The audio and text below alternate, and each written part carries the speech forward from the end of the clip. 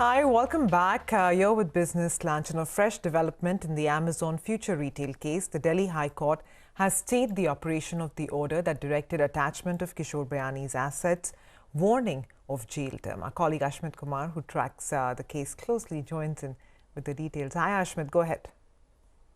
Well, the single judge bench, in an order that was passed last week, March 18 to be specific, had given very sweeping directions. It had upheld the emergency arbitrator order, had directed for a status quo on this entire transaction going forward, but hadn't stopped there. It went even a step further and said that the assets of future promoter directors, including the likes of Kishore Bayani, their assets will have to be attached. They will have to show cause why they should not be placed in civil jail for 3 months. Had asked them to, in fact, appear in person before the date of the next hearing, had slapped a penalty, a fine of 20 lakh rupees. So really sweeping directions. Now, expectedly, the future group exercised their legal remedy, which was to challenge the single judge bench order before the division bench, which is what they did, which is what was up for hearing today. Now, the division bench, essentially after hearing all the sides, said that given the facts and circumstances of the case, and what is peculiar here is that this case is already pending before the Supreme Court. The Supreme Court is already seized of the matter, and that was a point that was in fact not disputed, accepted by both sides. And as a result of that, the Delhi High Court division bench has stayed the single judge bench order. So importantly, the status quo in this entire transaction has been granted by the division bench. Has been dispensed with. Also importantly, the division bench has held that this entire order, given that the Supreme Court is already scheduled to hear the matter on April 27th, therefore needs to be stayed. So importantly, a stay being granted on the sweeping directions that were given by the single judge bench. All eyes now on the Supreme Court when it takes up this case for further hearing and hopefully gives more clarity in this dispute between the two sides. All right, Ashmit, thanks so much for getting us the latest on this most high-profile corporate battle that we are viewing right now. Moving on then, Reliance Industries chairman Mukesh Ambani was awarded for outstanding contribution to brand India at the India Business Leaders Award. And speaking to CNBC TV 18 on the sidelines of the award ceremony, he hailed India's digital revolution and the role of Jio in the same. Listen in.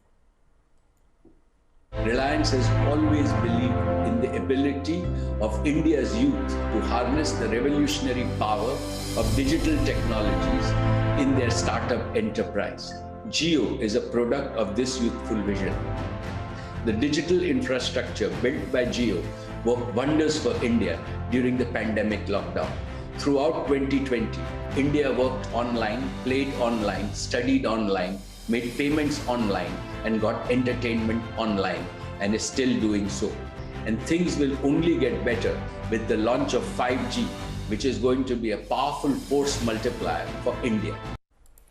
All right, well, a lot of issues were also discussed and debated at IBLA, and amongst them was the perpetual bond issue, where we are still awaiting word from SEBI on what the final amendments could look like. But here's Kotak Mahindra Bank's Uday Kotak speaking, or rather giving his take on the issue, and also Chief Economic Advisor Krishnamurthy Subramaniam speaking on the vaccine drive on the sidelines of the India Business Leader Awards.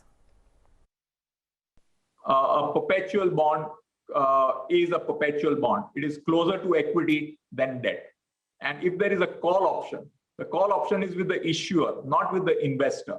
And therefore, it is pretty clear that this has to be treated more like equity and less like debt. And if you take it like debt, it has to be appropriately risk priced.